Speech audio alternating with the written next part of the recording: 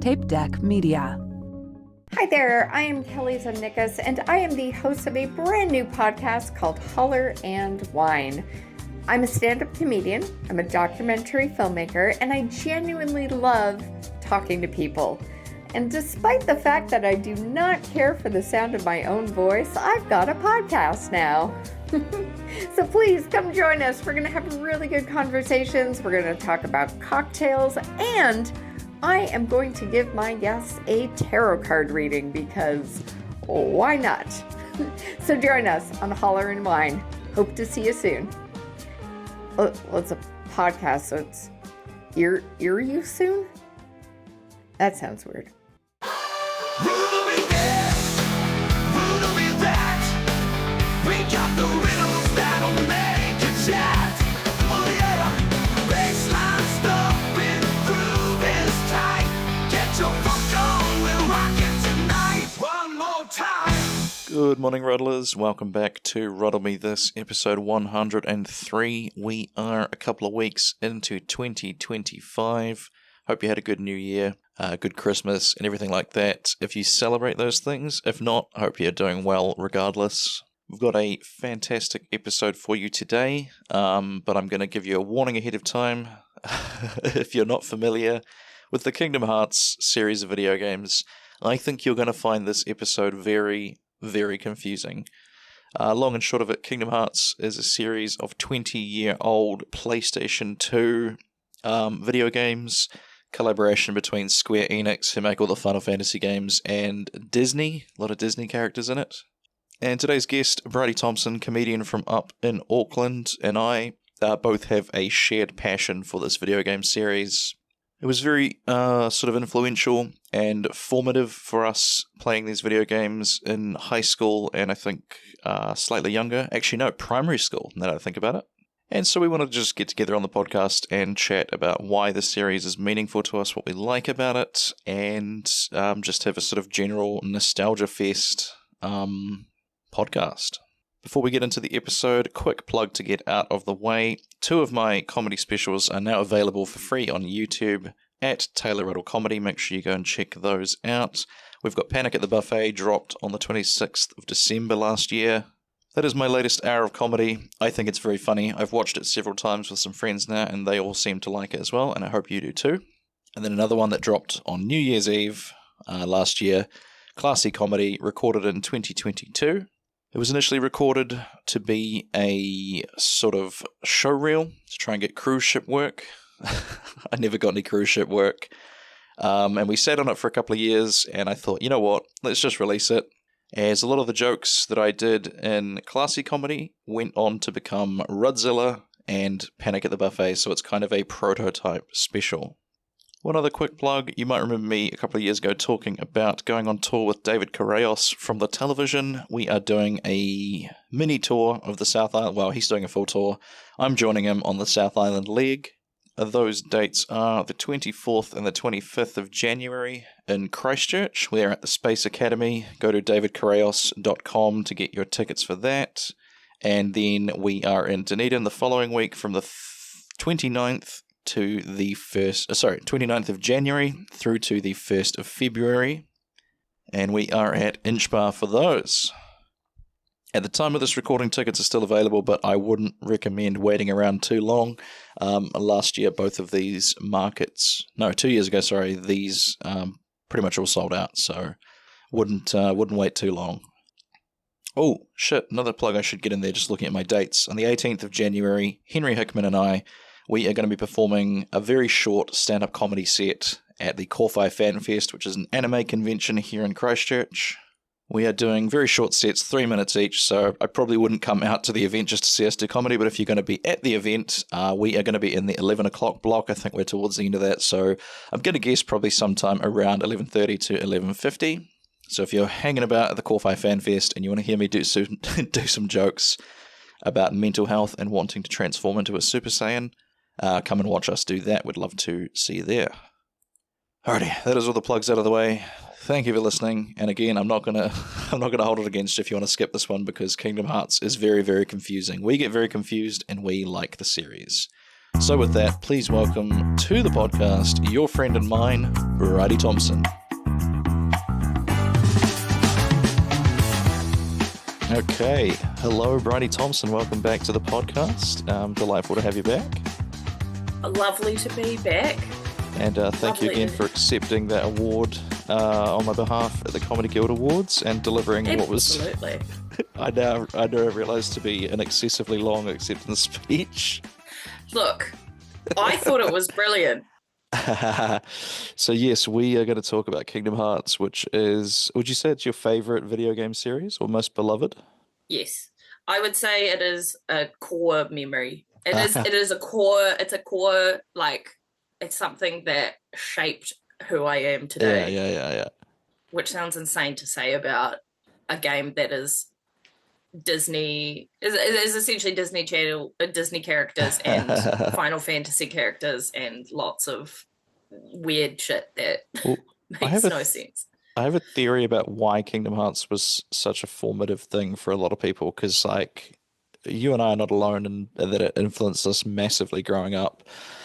We can get into that, my theory about that a little bit later on, but for the people that don't know what the series is about, how would the easiest way to, because I think most people know that it features Disney characters, and that seems to be the thing that puts a lot of people off. But I have to say to those people, just get over it. It's well worth it's well worth the experience of just ignoring the fact that it's like Woody from Toy Story with a humanoid character. It is, and see, it's so much deeper than that. And also you start off, there's absolutely no Disney characters. Yeah. Actually, the first other characters you're introduced to, apart from Sora, Kairi, and Riku, who are the Kingdom Hearts characters, the rest of them are Final Fantasy characters. Yeah. So I guess that's the gateway of like, you first, the Final Fantasy characters come up the whole way through the series. Yeah. Disney characters are merely a reflection of all the joy in the world. Yeah. Because Kingdom Hearts in its core is about evil guys wanting to banish all of the joy in the world. So what better way to like represent joy in the world than Disney worlds? And I think people don't realize that the Disney characters actually do fight. Like, it's not, I think Winnie the Pooh is the only one that you don't do any fighting in. And it's like... No. He gets amnesia. That's right. I think the thing that I find so funny about it is that, like, you play through the stories of these Disney movies, but, like, they sort of change the plot just enough to where there's also... Because the enemies in Kingdom Hearts are called the Heartless, and they're, like, these...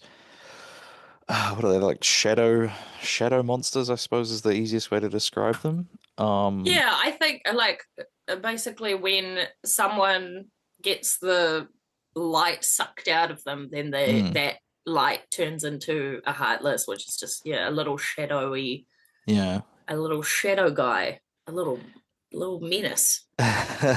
And then so like these Disney stories end up sort of like they'll tweak the story just enough so that it's like, oh, actually this evil thing was actually caused by the Heartless. Like I think they make Jafar into a Heartless from Aladdin, and the Queen of, what is she from Alice in Wonderland? The Queen of Hearts. She's like also got a bunch of Heartless under her command, and like they pretty seamlessly work in. Because the princesses, they like so. I think it's Maleficent who is working along. So they make it that, okay, Maleficent seems to be deemed the baddest baddie of them all. And she works alongside, what do we call him in it? Nick, Wally. He's the big boss. This guy. This guy, hang on. Okay, for the listeners, Bridie's grabbing something. This is great for a podcast, but this is my visual indicator of what's his name? That's Pete from the old Mickey Mouse Pete. I cartoons. Call him, he's like her henchman, and that's they right, both he is too.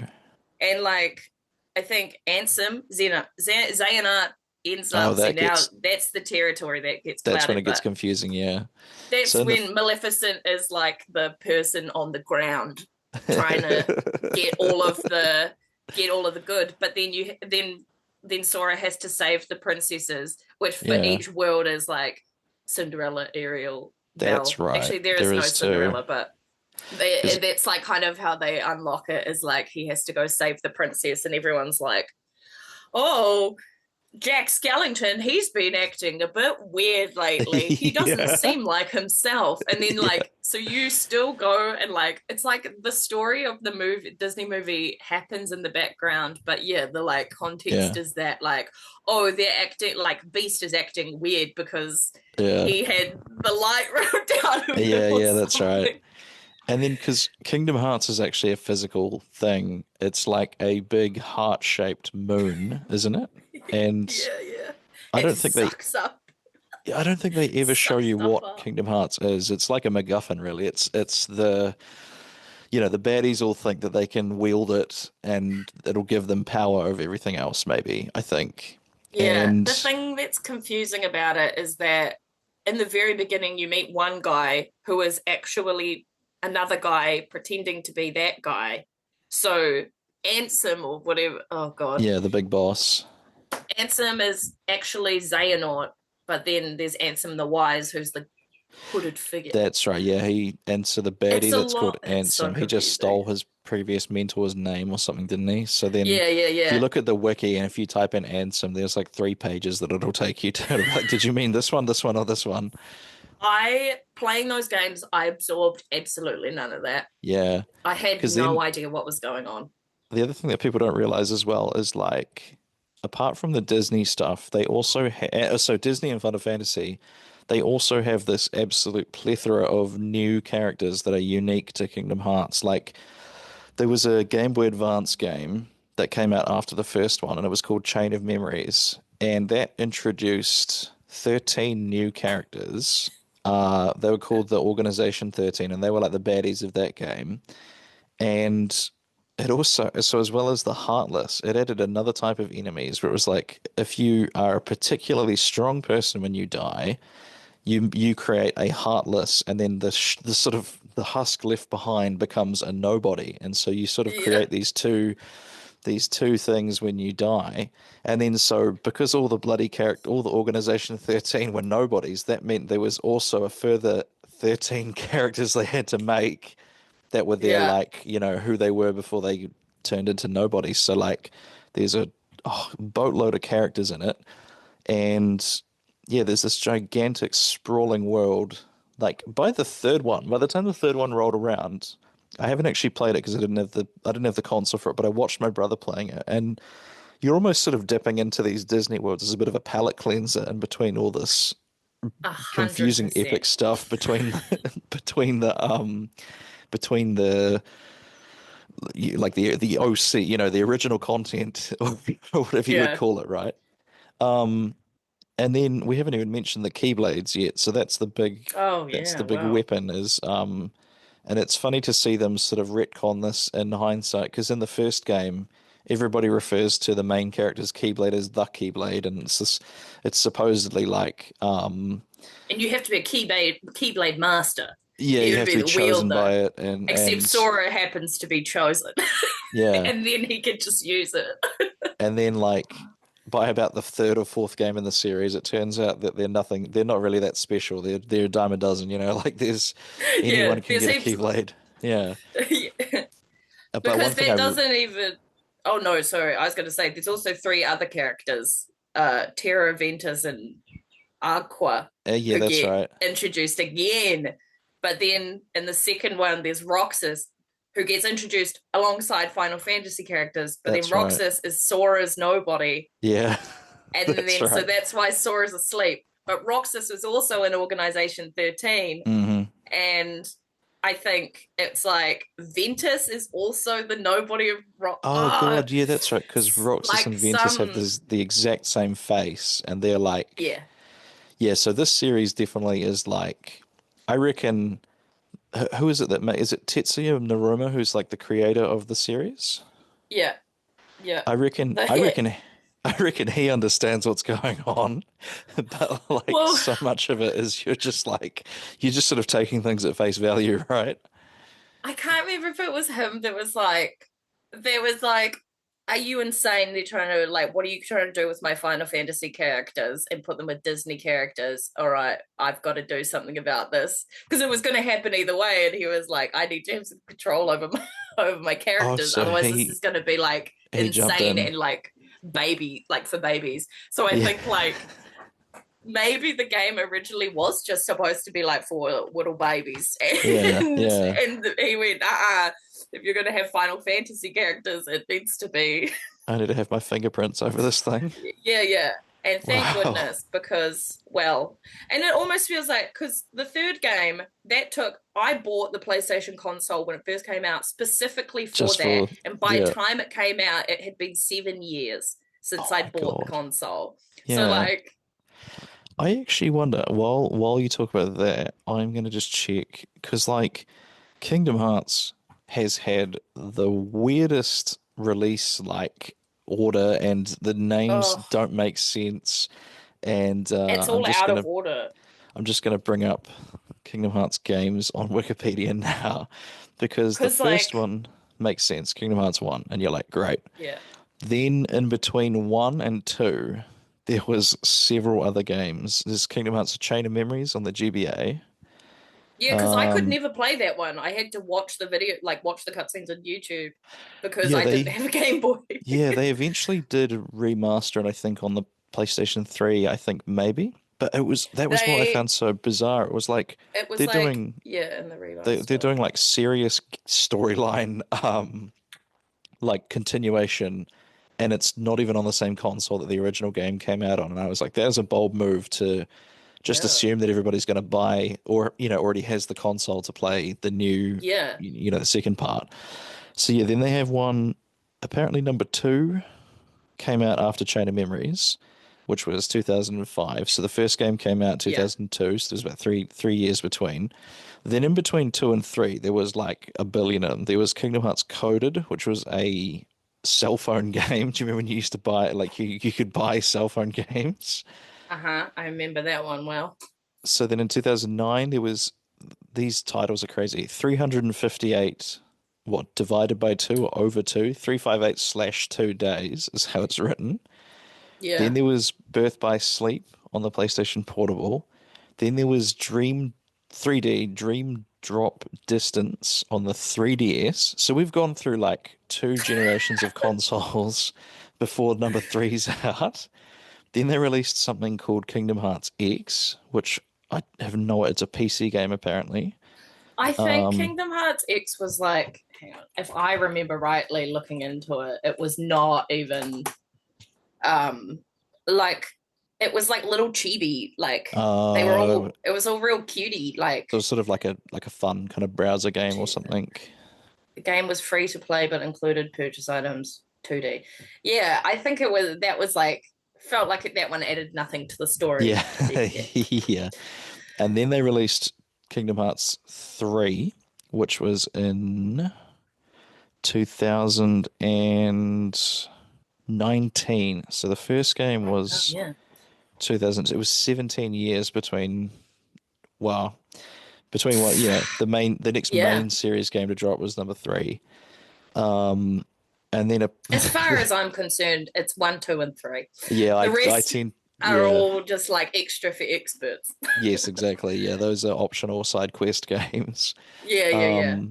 And then I know they're working on number 4 now, but I will have put a spoilers warning in at the start of this episode. I don't know. They've made them they've made them go into like the real world or something, because I saw a trailer for it and it was like they were in, I don't know, Tokyo or San Francisco or something. They were just in like a real city with buildings. Well, because San Fran Tokyo, which is the world from Big Hero 6, was like one of the new worlds in the third one. So that is, but then also I remember at the end of, I've just got the trailer on now, the end of, I feel like it looks real worldy because the graphics are better. Maybe that's it, yeah. But then also like, it is very, it's like, I'm just reading it now. It's like Tokyo. the game takes place in Quadratum, an expansive city set in a realistic world inspired by Tokyo, featuring a fictionalized Shibuya and Minami Aoyama. That's nuts.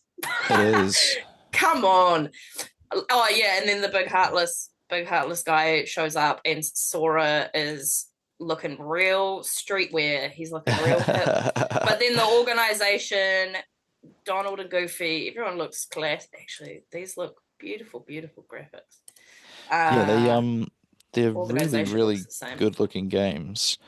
And I've actually been going back and playing some on like some older RPGs on the PS2, sort of like emulators and that.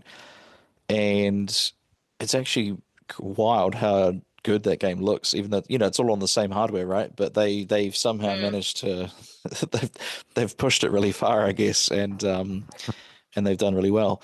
I was going to say as well, we should also talk about your first time playing it. How did you encounter it? I feel like the first time playing it is how I held on to it and ran in intermediate, there was like, I don't know, I had a couple of friends, and one of them, there's like three of my friends who had played like Final Fantasy and Kingdom Hearts and stuff. And one of them, he was like, oh, I've got all of them. I'll lend them to you. Mm-hmm. And he wrote me these like little guides to how to play Final Fantasy and Kingdom Hearts, but he was dyslexic, so they were really hard to follow. But all over the place. I remember being like, oh my God, this is so cool. Yeah. Final Fantasy kind of was like a bit of a slog, but then something like, I first played Kingdom Hearts and something within me, like, just... It was your awakening? Yeah, like, there was so much immediate joy just from this kid, like, and so I remember I, like, would have played through it. I think it took me months. I had no idea how to play video games. We had SingStar and Buzz and Gran Turismo 4 on the PS2. Like, I'd just gotten a PS2 that Dad was like, this is for me. He never played it. and then so I think I probably went to my friends like, how do PlayStation? And they were like, oh, here's all these games.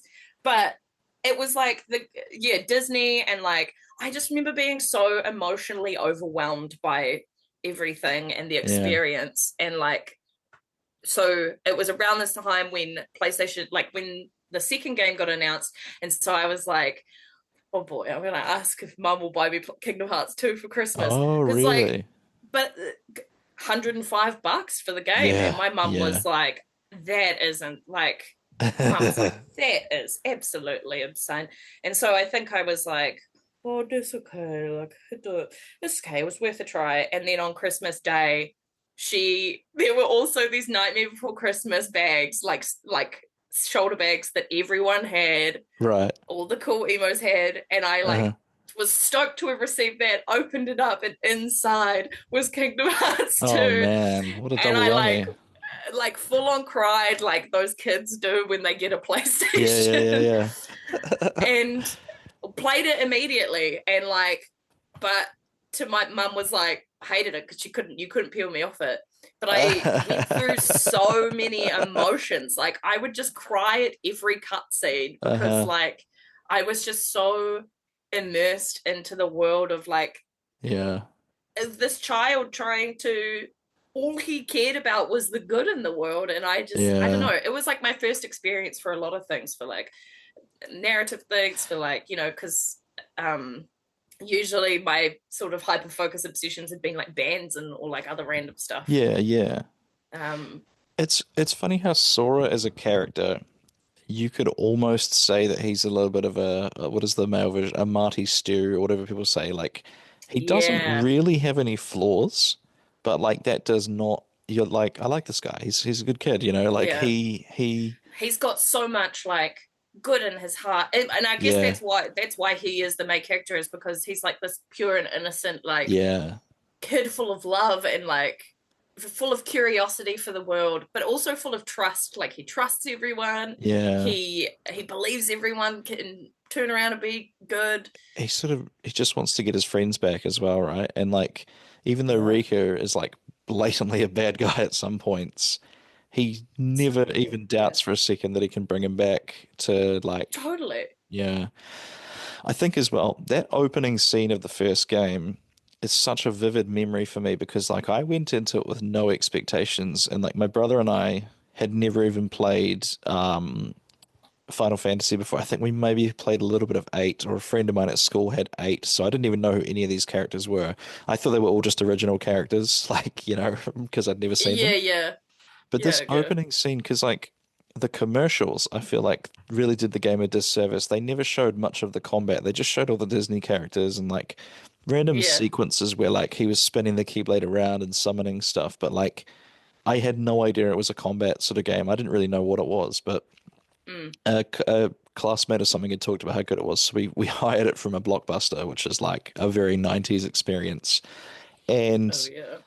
the opening, like that opening of that game is genius because it's so weird and almost traumatic, but like it's awesome at the same time because I Are still you to talking this about like where when they're you're on the platforms? yeah, when you're on these big stained Yeah, yeah, glass yeah, pillar things, and then it asks you to choose if you want the sword, the shield, or the magical staff. yeah, And yeah. like, so that hooks you in already because you're like, oh, the game wants to know how I would like to play it. And And the then, music is like, oh, yeah, it's all, yeah, operatic. And then oh. I think a few little Heartless show up and you batter them and Yeah. you're like, all right, this is sweet. And then this gigantic monster shows up that's like, it's a, what is he called? He's like the dark side or something. And It's it's usually a almost like giant, it's like giant Cthulhu. Yeah, towering it's a, tower. yeah, Yeah, yeah, big yeah, monster thing. yeah, And he's got big snakes or vines around his head, and he's got like a big heart-shaped hole in his torso, and you're just like, that is the most horrifying thing I've ever seen. But yeah. then he's actually weirdly quite a pushover. Like he just sort of swipes at you with his It's kind of hands, slow. and then Yeah, it's he gets his hand stuck, and you just batter his hand, and that's enough to like get rid of him. And yeah, so then you go from that experience where you're just like, what the fuck is happening to me right now? And then you wake up on the island with all your friends, and it's this like amazing, bright, colorful, like idyllic island paradise. And yeah. you fight against your friends. They're all apparently like it seems like such an interesting friend group that they're all like just down for the smoke, like at all times. I think, and because your first sort of you do a task like you clearly like Kyrie, it's like you, Riku, and Kyrie, and you've got big heart eyes for Kyrie, Oh and yeah. Riku like challenges you to a race, which means you get to share this like fruit with Kyrie, and Oh, the then like Palpo Riku wins fruit, or isn't it? whatever. Yeah, yeah, yeah. But then after that, they decide that they want to set sail and they have to build a raft. And then That's that's what you right. spend all the time running around the island trying to Gathering stuff collect these different for the things, raft. Yeah, that's right. Yeah, because only for they've you to be like met with a thunderstorm of heartless and everyone yeah, that's vanishes. right. That because the I'm just remembering now that you're talking about it. The islands that they live on are like kind of in the middle of nowhere, like they're just in the middle of the ocean, right? Yeah, well, because in this, I feel like it's maybe in the second game when you get a different view of Destiny Island, and it's That's that right. like I think They've got like a it's township and one everything, of don't like they? yeah, and like the girls are like in school uniforms and Yeah, they're that's like right. They're walking through a just going to township. school. Yeah. Yeah, like so there's like seemingly normal life, and they've got parents and stuff, but it's just like you don't see that. So like all you Yeah. do see in the first game is this like tiny beach Yeah. island Like they're on that Lord of the Flies or something, eh? yeah, yeah, but like I mean, if they were actual humans, they would not be able to survive on that island. But it seems all No. you need is caves and waterfalls and hiding Yeah. spots, and then My Ansem or my whoever it was assump shows up. yeah, my assumption there is that like maybe that's their little like hangout. Do you know what I mean? Like it's the Yeah, maybe you have to swim to get there or something, and that's sort of where they all kind of hang out and play and stuff. I need to go back and watch that cutscene where they're on the main part because it looked like it was really dense. It had houses and every like they were walking across a bridge. I yeah. think that was the I cutscene, right? think I think you can also like I think technically there's meant to be one of the doors in on the island you can't access through, and that is in turn seems to be how That would they get take you. back to the Yeah, mainland. I don't know, yeah, that makes but sense. And because then uh, so you the the beginning bit is like, that's kind of my theory as to why it's so, because it's almost putting you through this roller coaster of like intense sort of choice. You know, you make your choice initially, then there's this big monster, and you're just like, you've got no context for what's going on. You're just kind of like fighting for your life a little bit. Yeah. And then you're straight into this colorful world, and then the whole story sort of progresses, and yeah, they really, the whole him sort of chasing after Kyrie is like the sort of I guess like that's like the North Star of the series. I don't know if they ever do it. Like, do they ever get together or anything like that? Well, I think him and Kyrie are meant, like their hearts are meant to be intertwined or something. And so like that's what, and she's one of the princesses. So she is considered a Disney princess. That's right, yeah. And is maybe the seventh princess of the however many princesses. Yeah. But because something they do at the end of the third game, and this is, we haven't even gotten into Roxas and Namine. Yeah, Namine is like Kyrie's nobody, and that's then right. Roxas is like Sora's nobody or whatever. But for whatever reason, Sora and Riku are kind of fighting over, well, not fighting. Sora and Riku are battling it out for Kyrie this whole time, and then by the end of the third game, they just go, "Oh no, we'll just pair Riku with Namine. He can have that." Oh, does he really? Oh, that's right. Like, but there's no. They just kind of like go off together, and then Kyrie and Sora, because like Sora's been all of this, as far as like all of this is all for Kyrie. Yeah. That's right. How much Sora loves Kyrie. Yeah, and then for what? It's the, I mean, I guess that's the Disney side showing through, right? Although I think Final Fantasy also do quite a lot of that sort of, not necessarily Romeo and Juliet thing, but that kind of like what are they, like true love or whatever yeah. Well, that I think yearning is a huge part of why Kingdom Hearts is so like, because if you play it at the right age, especially if you're just coming into your sort of teenage years, it's like it just hits you right in that kind of that's when you're sort of developing and becoming who you're going to be as a person. And then like I think you said something about it before, but the series is just so emotional, and it's so like like every character apart from maybe a small handful, and they kind of wear their heart on their sleeve. I would really love to be able to fly on the wall as someone listening to this podcast and having no idea about anything to do with Kingdom Hearts and being like, the nobodies and the heartless is what? And Ansem? I feel like an important detail we haven't included is that throughout the entire game, you are accompanied by Donald and Goofy. Yeah, that's a great thing to talk about, because we spoke about this the other day, I think just on Messenger, but I always see people clowning Donald and Goofy and like all the Disney stuff in Kingdom Hearts, and I will not stand for that at all. Like, no, as you said, grow up. grow up and sit down and watch Disney.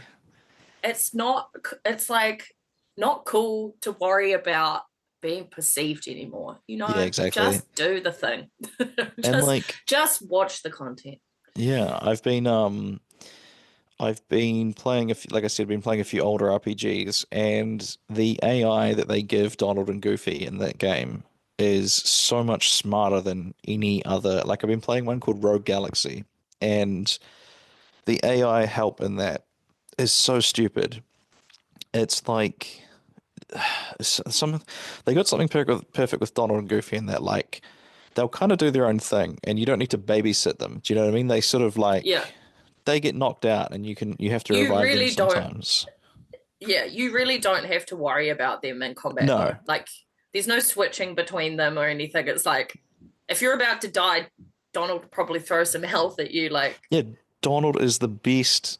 To this day, I've not experienced a better healing teammate than Donald. He is just immaculate. He just has your back. You know what I mean?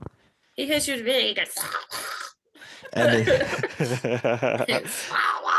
And then you're like, oh, shot, bro. I think you found another impression that you need to do with your TikTok impressions alongside Kingdom Hearts Donald exclusively. What is her real name? I just know her as Stifler's mom. Oh, Jennifer Carmody. Coolidge. Jennifer Coolidge, that's what it is. I thought it was Carmody for some reason. Um, Jennifer and Coolidge is Donald the hero. or talking to Donald, maybe. Sarah. Now I can't even bring that. Like, my body doesn't even want that to exist. No, that's fair. That's understandable. I think anyone who could do a good Goofy or Donald, specifically from Kingdom Hearts, because the way they go, oh, Sora, like, yeah, yeah. So it's just another like little sprinkle, another cherry on top of like why the game's great. Oh, and obviously they're dictated by King Mickey, and you do have to work with King Mickey, who is also posing as being in the organization. Yeah, he wears the black cloak that they wear. Yeah, to this day, my impression of those three is like whenever I see them in like another Disney series, like even if it's just like Mickey Mouse Clubhouse or something, I still see Mickey and I'm just like, my king, you know, he will always be the king to me. That's King Mickey. Like, we got to listen to him. He's so smart. And and also, what is it? The Merlin. Merlin the Wizard is like another person who isn't he like Sid or something in this? Yeah, Yen Sid. He like helps you wield the Keyblade and get the right clothes on and stuff. That's right. Yen Sid, and then they add another character later on who's Arrakis or something, which is like Square Enix, because Yen Sid is just Disney backwards, isn't it? Yeah. And then Arrakis is Square backwards, which is like Square, because it's Disney and Square Soft or Square Enix, whatever they're called. So clever, and because Xemnas is Ansem, or was it not Xemnas? Is it Xemnas? Ansem? Well, whenever you become a nobody, backwards or whatever. Yeah, they rearrange the letters of your name and they add an X into it, which when you're 13 years old is just the coolest thing ever. Like, I'm sure everybody that has everybody that was kind of that right age. You said you're about year 7, right? So that's 12 years old, right? Yeah, I think it would have been 12. Yeah, anyone that's that 12, correct age has absolutely decided what they think their nobody name would be and what their what their look would be. Axel was it for me. Axel was everything to me. I saw him and I was like, wow. And I went on to just be like, oh, I think I just have a thing for like long red-headed, because also the guy who plays in Final Fantasy, there's also a character called Reno who is voiced by the guy who plays Same Axel. character basically, yeah. But Axel, so Axel's name is Lee or whatever. And I think Lee. But a fun story is that my drag persona when I first started drag, his name was Axel with 3 X's, and everyone thought it was related to Axl Rose. And then there's another comedian, Jules Daniel, who I actually haven't said this to Jules because this was like 10 or so years ago. But Jules came up to me and was like, Axel, like Kingdom Hearts, and my mind went, and I was in the gay club like, yeah. But I was like, there's my people, like, you found your people there, right? Reference. Oh, that's brilliant. I thought Axel was the sickest name ever. So my question actually is, I know Axel is very, very popular, and I never really got it. Like, I thought he was cool, but he wasn't neck level for me. So, like, what is it about that character that is so appealing to you? He's a wise guy. Like, he is true. He is that level. Like, when he first comes on, he's just kind of being like, Bruxus, bro, like, what's going on? And like, he's like, 6 foot, whatever, the spikiest, longest red hair. Yeah, blue eyes, finance. And he like wields these blades of flurry, or it's like flurry of blades or something, blades of flurry, and like he spins them around like, and he's like, because his element thing is like fire, so like he just conjures up fire and stuff. But he's also such a wisecracker. Like, for me, a draw to a character is the like comedic, if they like have an element of comedic relief, which Axel absolutely did. He was so smooth. I mean, and I was just like, obviously a weird kid and was like, yeah, cartoon characters are hot. Is he on your trust me sign me cake? up. He's on my hear me out. He's hear me out. Hear me out cake. Sorry, that's what it's called. Hear me Yeah, out. All of Organisation 13. yeah, There's every Demix. single one of them. Demix has a mullet and he plays the water The guitar. sitar. Like, it's like, to me, I was like, these guys they were like the representation of scene kids at the time, because their hair was also spiky on the top. And Yes, like you're they right. all They had these were. like crazy mullet anime hairstyles, And and they've all were got so like they've all got menacing. like zippers everywhere and Yeah, real chains. industrial I and like sus- real bratty. yeah, I suspect by the time this episode drops, my special Panic at the Buffet will be on YouTube, and in that, I'm wearing an what do you call it, a sweatband thing that Hell is I got because it looks like the one that Roxas has from Kingdom Hearts. Um, Oh, like checkers? Checkered, yeah, that was a Checkers big thing for so me. sick. So I think in the way I you was latched just onto gonna say, Axel, I latched onto Roxas as like he was just the coolest thing ever to me. And when you're 13, it's like he has the two keyblades, which is like one is like the angel and one's the devil. So when you're that young, you're like, yeah, no, he's a good guy, but he's got a dark side. It's kind of like a bit like me, I'm kind of like I'm a little dangerous, but like I'm a good guy, and that kind of like whole thing. because Roxas was so much more of a human. Like, you start in the second game in this completely Playing new as town Roxas, that is yeah. just like, and Roxas, played by Jesse McCartney, Oh, incredible. um, he's like a human, so like he's kind of skeptical about everything. He's kind of like, what's going on? Like, he has no concept of magic and stuff. Yeah, So that's right. I think he definitely is like a grounded version of Sora, whereas Sora is Yeah. like, everything is great and amazing. That's right. He really is. He's also more like sort of. I feel like Roxas is more prone to violence. Like, Roxas Like kind of like. back alley violence. He's sort of like, yeah, I don't know. Roxas, it feels like.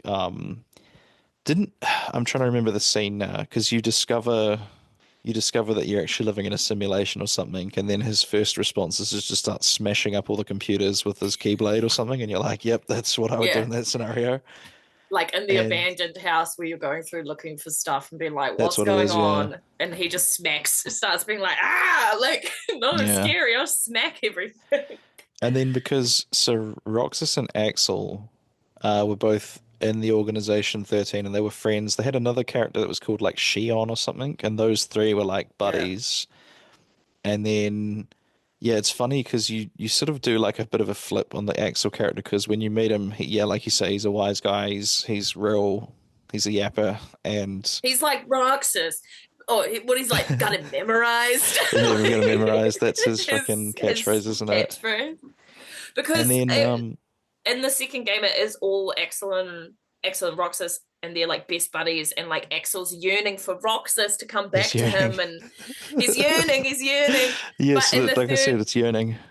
or whatever, the third game or maybe before that, you understand that Xion has been like scratched from their memories, so Yeah. like all their memories get replayed with this extra person in it. That's right, yeah. I think that's what Which that is- 360 whatever over 2 days. I'm pretty sure that's the story of how those three were friends. Yeah, I Um, think you're right, because if there's I a really remember beautiful scene of and me just remembering that Axel and Kyrie ended up like forming an alliance or somewhere. Or Did no, they? it was like Kyrie and Lee, and like Lee couldn't remember what all this organization stuff was, and he was like this Gotcha. brooding like normal guy. Yeah. Oh my god, there's so many things I can't remember that just like pop into my head. I'm like, oh Yeah, it's just another layer. It's so many layers, and I think they added the reason that the reason that Roxas has two keyblades is because when Shion got like wiped from everyone's memory, he sort of like inherited the keyblade or something, and like it's bizarre because when it came out, I remember that was a massive thing. We were all like, "Oh, dude, you can dual wield keyblades in this game. It's amazing," and like we didn't really question it, but then years later in like the subsequent games that come out, they explain like, oh, that actually happens because of this or that, and you're like, oh yeah, I guess that makes sense. But I wasn't really wondering about it. I just thought it was cool. Yeah. Like, yeah, I was just like, it's sick.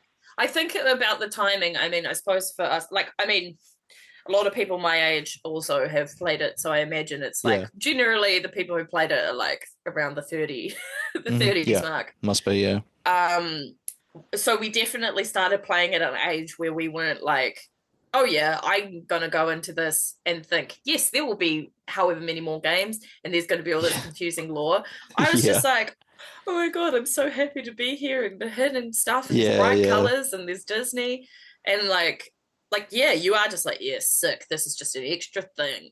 But I do wonder how much of the story, like how much of this has been pre-planned, it's just getting added on for them to be like, oh, actually, wouldn't this be cool if we added a random girl and said that they forgot who she was. But then also, like, obviously she had to have been there because everything seems to weave.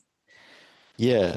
I feel like that I was going to say seamlessly, but yeah, I feel like that series is a great example of like, I'd love to know how much of it is, I think the expression they call is like fridge genius or something like that, where it's just them planting seeds around and then figuring out if they can make them all connect retroactively kind of thing.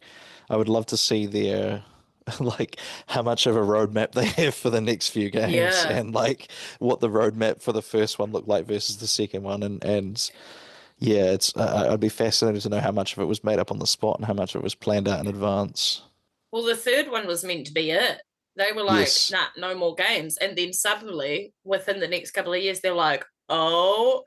And then I think even in that next game, it's meant to be like going way, way, way back to like some people. Oh, there's characters who have their crazy mask head things.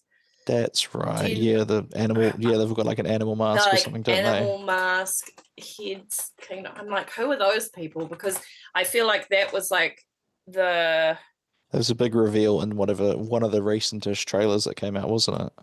Yeah, and that like because it alludes to, and I think it alludes to in the cutscene at the end of Kingdom Hearts 2 that there was like a Keyblade war. Yes. And there's but this is foretellers. They're called foretellers. Foretellers. That is a element of it I have never looked into. I've never comprehended. Well, that's one of the great... they're in Kingdom Hearts X, and they are Keyblade masters. So I'm wondering if we get more into that. One thing that my brother was telling me that Kingdom Hearts X game, there's like I don't know if it's a world or a pocket dimension or what it is, but it's called the Keyblade Graveyard, and it's just like all these abandoned Keyblades stuck into the ground. And if I remember correctly, the end fight takes place in the Keyblade Graveyard, and my brother was telling me that all those Keyblades in the graveyard are actually from users in that online game, the Chibi one that you were saying. So that makes sense as to why there was so many. It's like that's all the users from that game. So they really know how to stick a landing, don't they? Yeah, because it was like I'm looking at the pictures of them now. Their design is really, really cool, but very different to the rest of the game. Like they've definitely got like a very whimsical element, and all of their Keyblades are like very beautiful and like botanical and ornate. And like now I'm like, oh, I want to see. And then someone's even drawn, oh, this is Patientia. She pre-war and post-war. So like clearly there's a whole another piece of lore. The Keyblades was another thing. We briefly mentioned that before, and one thing I loved about the game is that you would collect like different Keyblades from all the different worlds. So you get like I don't know, there was like a Hercules one and a Nightmare Before Christmas one, and I think in the theme of, because there was another thing when you went to the world, also your entire makeup changed. So like that's right, it would too. When you were in the Lion King, you were a little lion cub. Yeah. And I think I loved in the Little Mermaid one, Donald was a turtle. That's right. And Goofy was like a seahorse, and like Sora was like a mermaid. Like that's right. So like their keychains like Halloween Town was so sick because you were like They this looked little so like cool in Halloween Town. Halloween guy, but then your Keyblade would match with whatever you looked like in that world. And then they it was kind of funny to see them sort of like, because the Keyblades all had their consistency. Like they all had the guard that was, like an old style. I don't know what those are. Is that a tumbler lock key? I'm not sure what the old style key is called. But then I call them skeleton keys. skeleton keys, yeah, with your skeleton They key. kind of look like that. Yeah. But then Yeah, it was they're a like very like generic key look. and then they added one that was like a modern style key. It was like, I think you get it from Cloud in Final Fantasy, or from Final Fantasy 7, Legit. but I'm looking at it now. you're looking at it now, yeah. And Yeah, it's like got it's the like- bumps.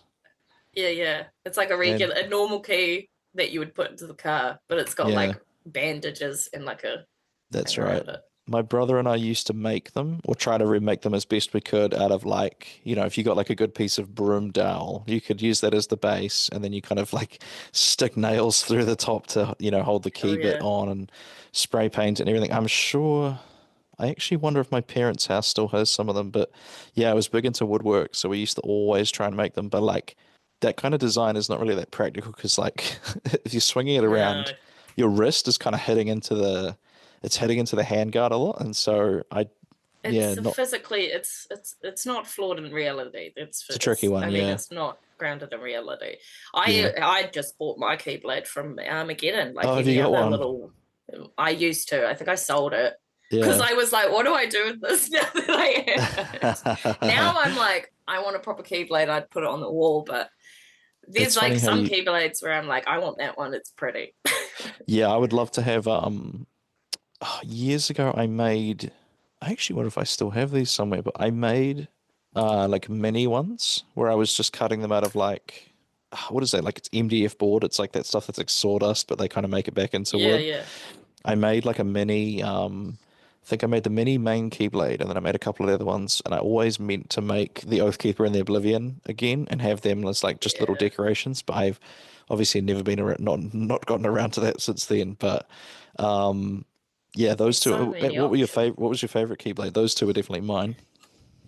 I remember liking. What did I like? I remember liking the Beauty and the Beast one for some reason. I feel like it had something rose. Yeah, I think it was like it had like thorns and stuff. That was a cool one, yeah. Looking now, I really like the Toy Story one's sick. The Toy Story one is it Toy Story? I'll have to Google that. It's like Buzz. It's got like a little Buzz for the handle bit, but then it has a cactus with a cowboy hat and like a little sheriff that's badge. awesome. And the like little chain is like the aliens. That is really cool. I like that a lot, yeah. The Winnie the Pooh one is like a stack of honey pots. That's right. And then the top one's exploding honey and there's bees around it. Yeah. I liked there was what was it called? It was like is it Kyrie's? I think I like Kyrie's the best. Hers is like maybe got flowers. That's right. She did eventually get one, didn't Hers she? is like for like 3 seconds. But hers is like a delicate, like a viney one with flowers. That's right. I'm looking at it now. It's got water on one half of it, and then kind of like, I don't know what, maybe that symbolizes the Destiny Islands or something. And then all the flowers. That is really ornate. Yeah. And yeah, you're right there. I definitely liked the more like the ones that didn't look like Keyblade, like the ornate ones, like the prettier ones. Did you like the one that they gave Riku at the end of number 2? Oh, it's like he had that like bat. He had like that. Yeah, the Soul Eater was his Batwing sword, and then they sort of turned. I think they had a cool name like Way to the Dawn or something, which was pretty sick. Some of them actually have really cool names, I think. Dark Riku, as we call him. Yeah. Dark Riku. I thought that was the coolest thing ever. Yeah. Like this long white anime hair that went over his eyes with like a black shield over his eyes. I was like, man, that's so edgy. Yeah. so emo. That was the best. Yeah, I the think best version. Definitely the theme here is that both of us were into that old stuff, and like this series was happening right around that perfect time. I was going to say as well, the one thing that I used to both like and hate that they would do this is that they were like so good at leaving you a teaser for the next game. Like, I don't remember which one it came out in, but there was like a cinematic of I think it must have been at the end of the first one, and it was a cinematic of who we later learned to be Roxas, but it was just some guy in a black cloak, and he's in like this nighttime city with rain falling around and all these neon lights in the background, and he's surrounded by all these Heartless, and then he takes out the Oathkeeper and the Oblivion, and he's sort of fighting them like fairly well on his own. And then I think, yeah, that Riku with the blindfold appears on top of a building, and they like, I don't know if they fight each other. Yeah, they do they like run run down the building. That's right. Because there's one, I think, at the end of number 2 where you're fighting, you've got to like run up the building and fight Really? Riku, and you wow. you hit the buzzer and you like spin off the side of the building and stuff. Those reaction commands that they added in, they must have been watching God of War to get those, because those games used to do that as well. My brother and I always used to be like, how come when you're actually controlling Sora, he's decently strong, but he's not crazy. But then during these like reaction commands, he's doing things like slicing buildings in half with one swing of his keyblade, and he's like, running up walls, and like he becomes like superhuman for a few seconds, and then as soon as the animation's done, he's back again. Because there's some crazy things going on with those reaction commands. Yeah. Like, I remember there was in that third game, they were like, wow, look how dynamic. And then they had actual like roller coasters, like teacup rides, like actual Disney stuff that were like reaction commands that you could like, sometimes you just activate them and all this crazy shit would happen and you'd be like, and then it would feel like you've like not hit the boss at all. Like, oh, okay, cool. That was just more for like visual effects. Yeah. Do you remember in the second one you had that fight where you had to fight 1,000 Heartless at once, and it actually kept track of how many you'd killed? And like for that time, I remember hearing about it and being like, what? There's no way they could make you fight 1,000 Heartless. Like, just thinking the PS2 wouldn't be able to keep up with it. Like, how's it going to keep track of so many enemies? And like, they must have had tricks to like, you're actually only on the same screen as like 10 of them at once or something. But they gave you these reaction commands where you'd grab these little coffee pot looking things out of the sky, and it would shoot a big laser out of it, and he would spin around, and that would just wipe out like, a whole pack of them. And then you'd be struggling, and then conveniently you'd hit a reaction and it would like help you up. Yeah. And then he had another one that was called Rising Sun. I remember that was what it was called. And he would like float up into the air and do a big like like a sweep, like he's a hawk or something, swooping down, and that would wipe out a whole bunch of them as well. And so they definitely made it a lot easier for you, giving you these reaction commands for the big fights like that. But and I remember in the last boss fight, you always seem to fight like the last boss turns into a big spaceship or like a big eldritch, like sort of. Oh, yeah. I don't even know what you would call them. And you're in space fighting it. Yeah. Like which is madness, and you can't move anywhere off the screen. You only have that screen, and I just remember it being so hard. Yeah, you would have to set aside like 45 minutes when you would want to play the last boss fight again. If you just picked up the game and like, oh yeah, I'll fight the boss, you'd have to set aside like a good hour just to like not because it was necessarily difficult, but like just because of how many phases the boss fight had and like how many cutscenes there were and everything. It was mad. Yeah, it's certainly not a casual game to just pick up. I mean, it could be. Depends how much of it you want to absorb. If you want to absorb the game, it's not very casual. It's a great Wikipedia rabbit hole game. You could really, if you had like an evening to kill, you could really sink some time into the Wikipedia. And to be honest, I sense after this, I'm probably going to go look up a few things that I'm like vaguely remembering. Like all the organization members, I could remember about 6 of them, but a lot of them I'm just like, ugh. Do you remember the fight with the water guy Demix? How you could just lose out of nowhere? He had like a random timer. God, that fight was frustrating. I remember that took me so long. I think you had to, because his thing was that he could make these like water clones, and then they would attack you, and it basically just go dance, water, dance. And that's right. That was his line. You'd have to run around and. Yeah, I remember being so excited to finally fight Demix and then being like, you suck. Like, you that are was the worst. An annoying fight. I remember the first time you fight evil Riku at the what was that place called? It was like Hollow Bastion or something. Yeah, because Hollow Bastion's from Final Fantasy, Yeah, which was so that another thing that was like, whoa. that was one Because thing like I the remember. shopkeeper and stuff, Yeah. not in Hollow Bastion. I think it's like the first lot of Hollow Bastion. Is it called Hollow Bastion? I Well, can't the remember. in the later games, they learn it was actually called something like Radiant Garden or something. But Yeah, that's by the it. time you get there, it's in like it's in rubble, and it's Yeah. funny because when you're a kid, you just hear like Hollow Bastion. It's just like one word. You know what I mean? I'm like, I don't look, and I thought like, okay, wait, no, Hollow, empty, and then Bastion is like a type of a castle. You know, like a watchtower, or a fort, or a castle, or something. And you're like, oh, right, that actually makes complete sense because it is pretty much deserted when you get there. It's only the Heartless living there. And then, Yeah. yeah, then I think at some point they reveal that, like, that's where, like, all of the Final Fantasy characters come from is that world, isn't it? Yeah, because I think the other thing that's in Hollow Bastion is perhaps Tron. Like you go Ah, into the underground computer thing. I think it's in Hollow Bastion. I can't yes, you're remember right. because It's you in the can only basement get computer, to yeah. Tron, yeah, through the computer, which Tron ends up being like a big part of the world as well. Yeah, I loved the Tron world so much, but like yeah, you go up the mountain to Hollow Bastion, and then that's when you fight organization. Or it's like you on your way back as you're fighting the organization, Final Fantasy characters appear. So that's there's right. like YRP show up, like Cloud. I think Cloud shows up, or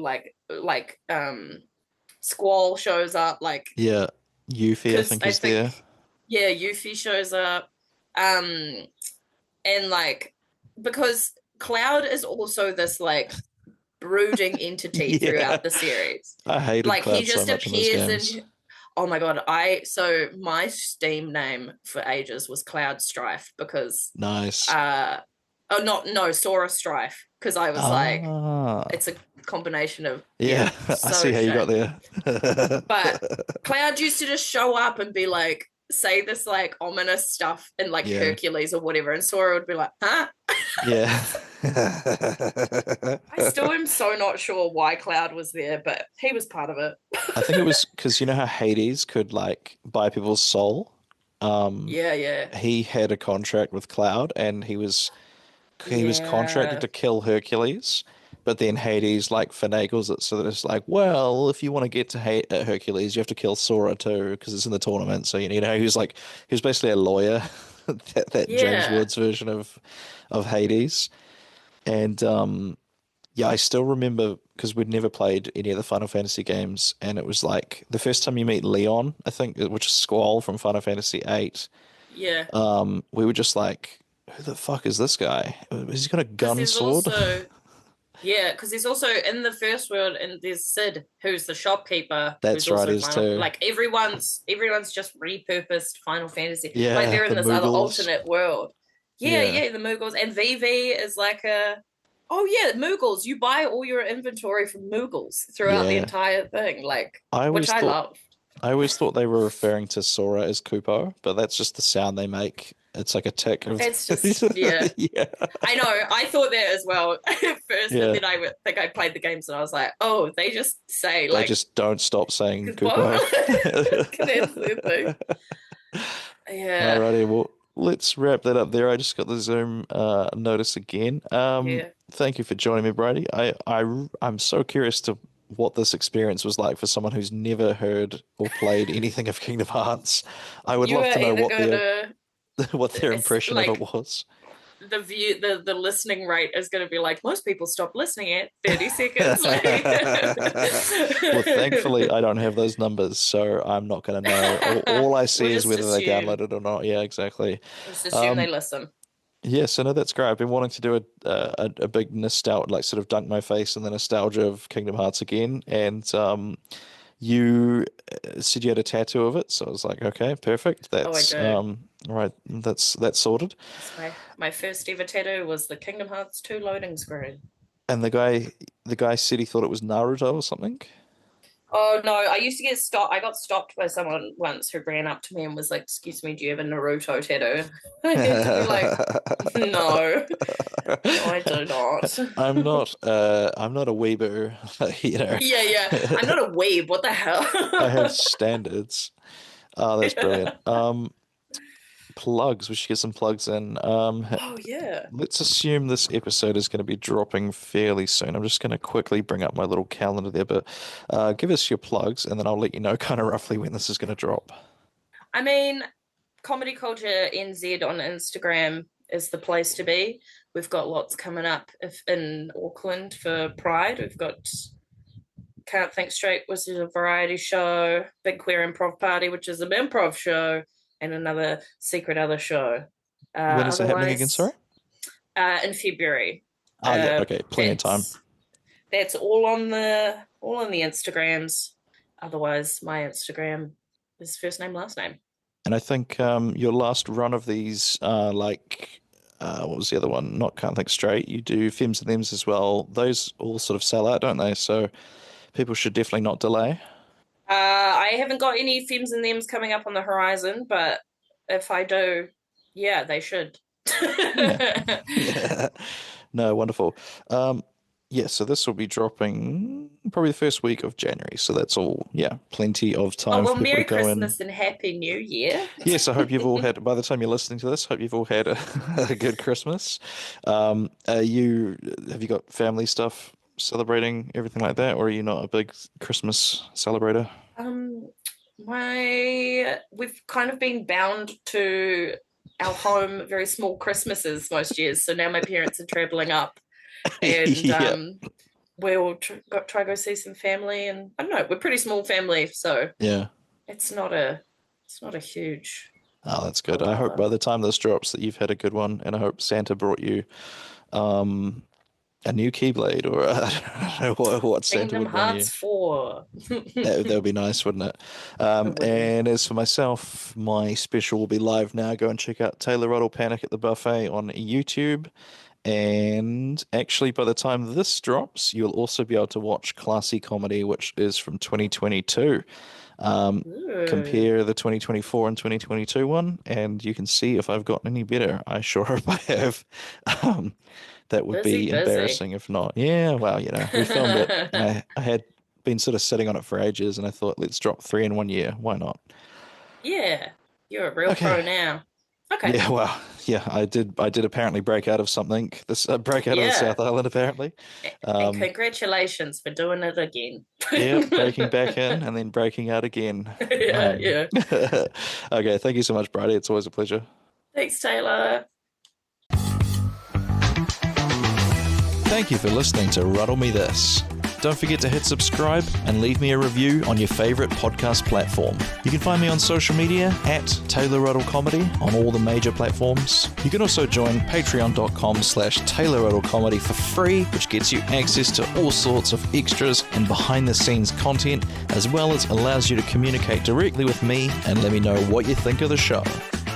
Tune in again next Monday for another episode of Ruddle Me This, and until then, ruddle her out.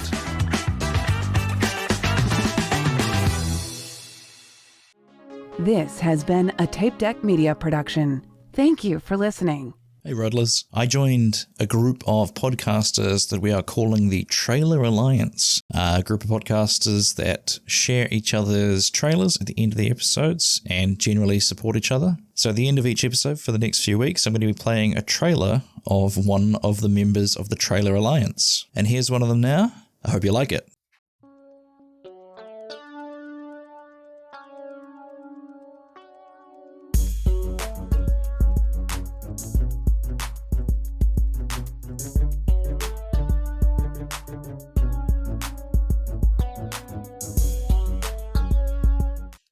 What's up, everyone? This is JJ. Listen, I'm always wanting to try to engage with you all, but some of you are still so shy. Please don't be shy. I'm not going to bite. Hit me up on IG, lifepodcast_84. However, if you don't want to hit me on IG, you want to hit me through email, that's fine. You can hit me at thisisthelifepodcast84@gmail.com. Again, thisisthelifepodcast84@gmail.com. IG, Instagram, hit me, lifepodcast_84. Come on, y'all. Let's be live. Let's be active. Love.